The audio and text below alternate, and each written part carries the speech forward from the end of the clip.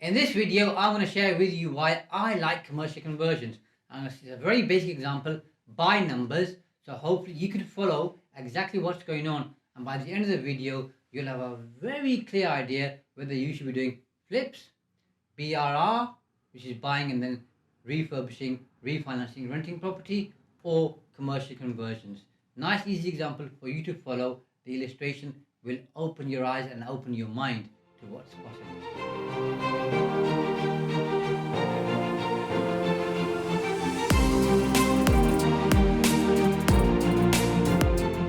You'll have seen from my videos that my most preferred strategy when it comes to property is commercial conversions. Now, I've looked at all the different strategies. I've tried some of them. I haven't tried others. For example, HMOs I don't do at all. I think it's a lot of effort, and there's other reasons why I don't do it, which I won't go into today. But commercial conversions I tend to like. So what I'm going to do today for you is share with you an illustration by way of numbers. It's just an excuse for me to use my flip chart. That's what it is really, to be honest with you. But there you go. And hopefully by looking at this, you'll be able to see why I like commercial conversions and why I think you should be using commercial conversions as a way forward. So here's the pen. Let's get started. So we're going to look at flip and then BRR. So that's when you buy a property, refurbish it, and then you refinance and rent it out, versus the commercial conversions. I'm going to keep the numbers reasonably small so that you can at least feel it's something you could do. So let's say you're buying a property, and the area that we've chosen, by the way, so these are real numbers of real properties in a particular area. It isn't too far from Peterborough. It's Grantham. Don't ask me why we chose Grantham, but one of my colleagues thought he would choose Grantham. I'm sure he's got a good reason for it. In fact, I think he chose it because Margaret Thatcher was from there, and he wanted to annoy me, but there you go. So let's look at, first of all, a flip. So let's say you're buying a property and it's worth, purchase price, £175,000 is how much you buy it for. You've then got to pay legals, and if it's a second additional property, you've got to pay the additional 3% SDLT. So I've taken all that into account. I've got legals, £7,500. So that's what you're paying, and then there's some light refurb work that needs doing to it, and that's going to cost you £15,000. So these are your initial costs. On top of that, you then got interest that you've got to pay, and I should work that out, figure out for you in just a moment. But first, we're going to work out how much this is coming from you and how much is coming from a lender or a bridging company. So I'll go over here, and let's say you're going to borrow the funds and you're looking to put down a down payment, because the rest you want to come from bridging. And let's say you've got 25% you want to put down. So over here, 25% is 43750. The rest you're going to bridge, and then you need the £15,000, which is the light refurb work that you're going to pay, and the £7,500, which is your SDLT, your legal searches, etc. So the total outlay from you is 66,250, and the rest comes from bridging. Now, before I go any further, there's a good product available by Shawbrook where you can do this exact model, whereby you can bridge, and then that bridging product then, okay, or the bridging loan then becomes a mortgage, and you pay the fees and costs once. So it's a nice product to help you go from bridging straight into a mortgage if you're going to keep the property. And I think that works really well. Two clients that we've looked at recently both had quotes of about £28,000 to £30,000 for bridging, and then moving it into a loan with Shawbrook, the costs were around £14,000 to £15,000. So nearly halved their cost for arrangement fees and everything else that's involved. So that's where we are with this particular deal.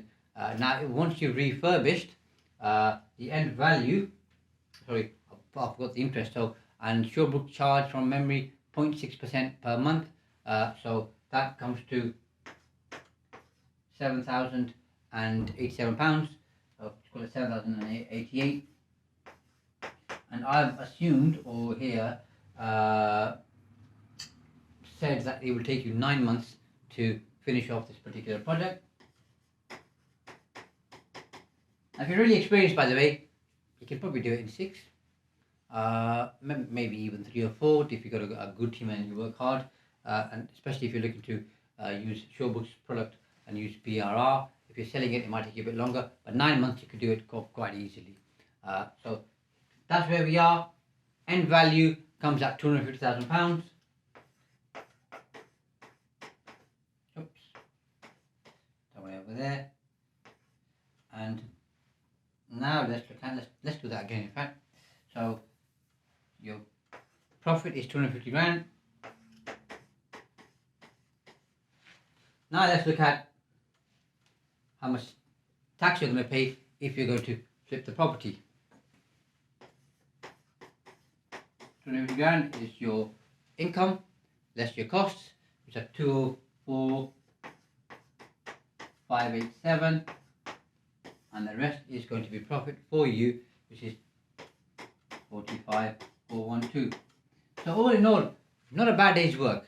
And if you do that over 9 months, it's pretty good going. And what's stopping you doing 2 or 3 of these every single year or more? Well, nothing.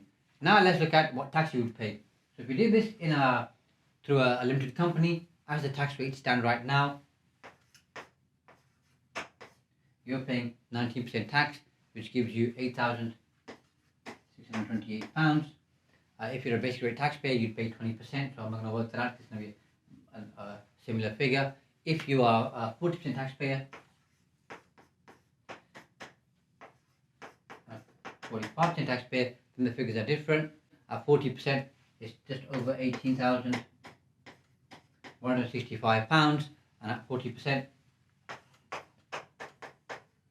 sorry, 45%, is 20,000. So when you take that off, you've got even less left in your pocket. So maybe going down this particular route here of a limited company, okay, leaves you a nice margin of just over around about £37,000 in your pocket. So that works pretty well. So if you can do just a pure flip.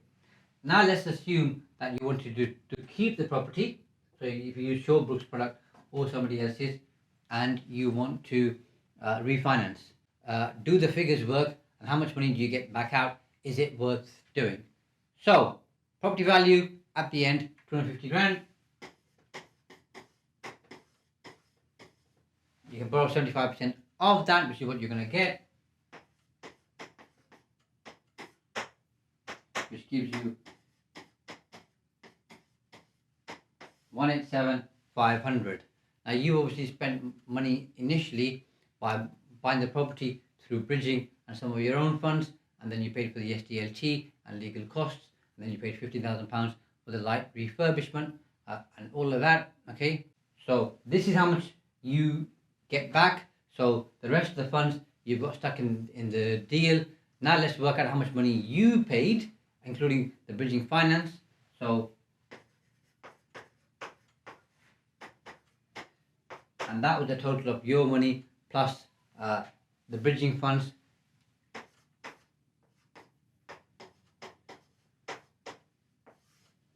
That there.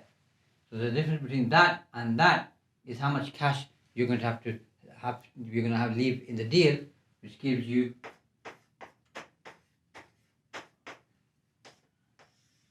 so that's how much money you'll have stuck in this particular deal to make it work. Now the good news is this: if you want to buy that property as a buy-to-let, we put down 25% deposit, okay, which would be a lot higher than this figure here. So you've ended up with a property without having put down a 25% deposit of the way that you've made the numbers work. So if you've got 60 odd grand, which is how much, 66 grand in fact, which is how much it's cost you plus or how much you've invested to get this property, and then you get some of that money back. Your money in to get into property and this size of property, okay, is a lot less than somebody who buys a property done up being sold through an agent. So in that way, this is good. From a money out perspective, this particular deal doesn't work. And of course, you want to be at the stage where you can get all of this money out so that basically you've got no money in the deal whatsoever. That can happen sometimes. You got to buy below market value, keep the cost down quite tight. On 15 grand, there's not a lot you can do in terms of cutting the cost because it's quite tight unless you do all the work yourself. Even then, it ain't going to work out that well. And depending on what you do, you probably don't want to be doing the work yourself unless that's your forte, by the way. The other thing you have is quite a few lenders won't refinance the funds for you until you own the property for 6 months. So the good thing about Showbrook is they don't have that particular challenge, so you can just refinance it straight away. Now let's look at the rental income and see if it's worthwhile you moving further with this particular property and what cash flow it gives you. So we're going to assume that the rent for this particular property in Grantham, I'd say it's about 800 quid a month. So the total rent you're going to get is 9,600. Then the interest you're going to pay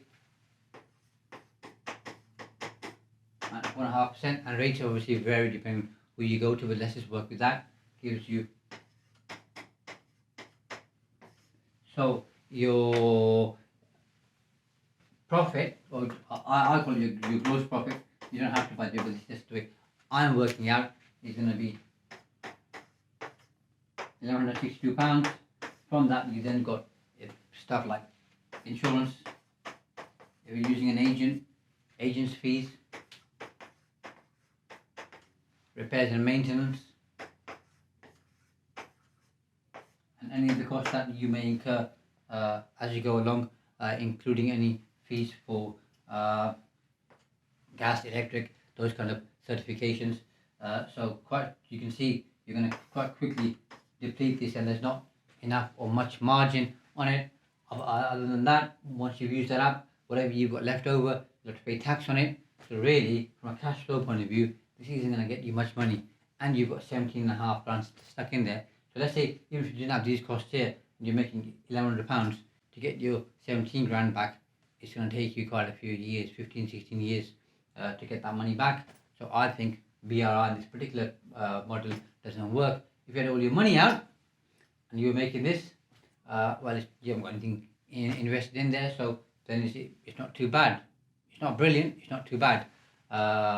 This versus a flip, on this particular deal, all things being equal, which they are, I'd rather do a flip. Feel free to share in the comments what you would rather do. Would you rather do BRR, or would you rather do flip based on this particular scenario, and how do you change it, make it better? I'd be quite keen to hear your thoughts. Now let's look at commercial conversions. I'll call it CC. So again, this is a deal that we've pulled up online. So it's a real property in Grantham. Purchase price. So I wanted to kind of find something which is like for like, so similar. So I didn't want to choose a property which is 400 grand for the commercial conversion, because then you'll be thinking 175 purchase price for a house. I can afford the deposit to make it work. 400 grand on a commercial conversion, I don't have those funds available. So I've chosen a very similar, in fact the same price by the way, property, so that you can make it work. £175,000 is the purchase price. On top of that you got your legals, SDLT and everything else. Again, I kept the figure the same as the other. That ain't going to be the case by the way, because you won't have the additional 3% SDLT to pay, but you might have higher legal costs because it's a commercial transaction. I've just over-egged the number. It's going to be less in reality, but even if the number's higher, let's see if it works. Now this particular property, we've worked out the figures and the size. You can turn it into 4 2-bedroom flats. Now I've guesstimated on my experience that to get each flat ready, to including all costs and everything apart from the interest, it's going to cost you 50 grand per flat. It's going to cost you 200 grand. I'll come on to that in a second. Now over here you're going to borrow the funds. So again, let's say you put out a 25% deposit. You remember from the previous or the initial example that 25% of this is 43750.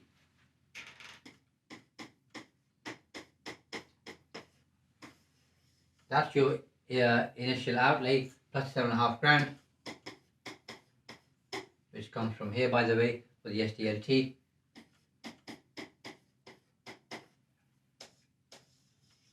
That's how much cash you need to come up with to make this particular deal work.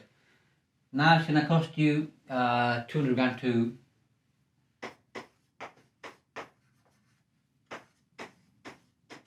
refurb into 4 flats. I won't go into detail on the interest, but I'll work that out for you, both for the purchase plus bridging finance to do the work, and the total interest comes to 34,175 for both this, the difference between this and this, and 200 grand. So here we go. Now how much are those flats worth in the open market? Well, I've done the exercise for you as well, and the 4 flats are worth £520,000. The outlay from you and obviously the bridging finance, or the money that you borrowed in total, is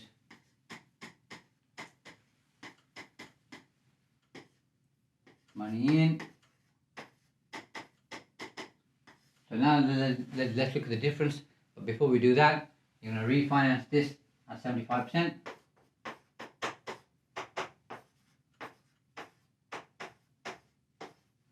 That's the magic number, £390,000. Is that enough to cover that? No. So you've got best part of 26,675 stuck in the deal.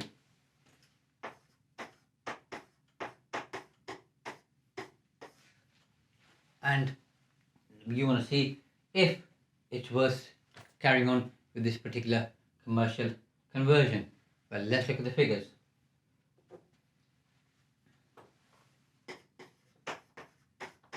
The rent on those 4 flats at £800 per month for a 2-bedroom flat. It might be a little bit less because we said £800 per month for a house, but again, the figures online showed a 2-bedroom flat in Grantham would cost you £800 per month, times 4 times 12, assuming there's no voids, because otherwise the whole exercise gets complicated. 38,400. You're refinanced, you're paying interest at 4.5%, and those interest costs are going to be 17. So gross profit, as I like to call it for my own purposes, is going to give you 20,850. Then you've got insurance, repairs, maintenance. So let's take out other costs. And I'll just make them one. Call it 5 grand, I'm being generous. It ain't going to be 5 grand, by the way. If we call it £5,000, you're still left with best part of just under 15,000. I'll call it 15,000 just to keep the numbers easy. It's 19,150 or 14,150, but we'll just keep it like £15,000. You had £26,000 in there, so just under 2 years, okay, you'll get all your money back. Now, if you're smart about it, by the way, the 200 grand cost, I think, even in the current climate, you can actually bring down by being a bit more involved if you've got the time and effort, and bring that down to maybe 190, 180. It can be done. So that will give you the extra 10, 15, 20,000 pounds needed here. Okay, so that could reduce that. But if you get all your money back, say in 18 months, 2 years, the deals that I've done, we've sometimes got more cash when we refinanced than what we invested, or we've got all of our money back. On the rare occasion, we've had a bit of money left in the property, but that money we've made back within 6 months, because it's a small figure. So that's a good place to be. This isn't a bad place to be either, by the way. Then you'll have tax to pay, and if it's a limited company, you got 19%. Personal tax would be higher, and depending if you become a higher rate taxpayer, you can't claim all the interest costs. So you're better doing this in a limited company. So from this example here, you can then see you create a regular cash flow, and you've got capital appreciation, and the whole deal works quite nicely. if you can get to a place where you can get all your money out, or most of your money out, which here is most of it, but even less in there, you can now see why I like commercial conversions. I think they are a good way forward and they work very well. As the deal gets bigger, usually the margin gets bigger, and you can try and keep the cost pretty tight as well per flat. So 50,000 might become 45,000, might even become 40,000. Right now things are expensive, but they might calm down and then the margins might get better. But even at £50,000 per flat, this deal works incredibly well. And now you should be thinking about, okay, how much money do you earn working somewhere full time? Let's say it's £40,000. Well, if you've got two of these, you can quite easily think about leaving work and doing property full time. If you keep everything tight, by the way, this figure here can be higher. I said 5 grand, if it's 2.5 grand, gives you 17.5 grand. You're earning £40,000. You do two of these, you're on 35,000. So you're nearly there. You do a bigger deal of 6-8 flats and you're already there. So you can make a lot of profit and make housing, good housing, high standard for people to rent out, and the whole thing works for you incredibly well. Obviously you'll be paying tax, so you're contributing to the exchequer, and you're creating employment by taking on contractors, subcontractors, builders, and everybody else who's involved in terms of insurance companies and the like, and local agents if you use an agent. So you're creating more money for the economy, or at least you're recycling some of that in the local economy. And that's why I think, without going into more detail, I know there's 64 different moving parts, by the way, of what could happen, what couldn't happen, how the numbers work. I'll try to keep all things equal as best as I can.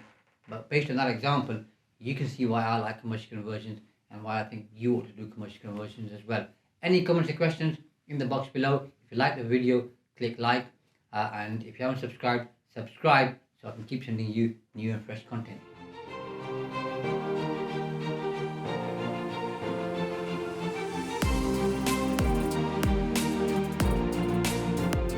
Thanks for watching, and I hope you enjoyed this video. If you have, by the way, make sure you click like, subscribe and post a comment because that tells me that you're engaging and you're finding the content useful. And if you like this video, make sure you check out this video here because it's the next stage in terms of your learning and development.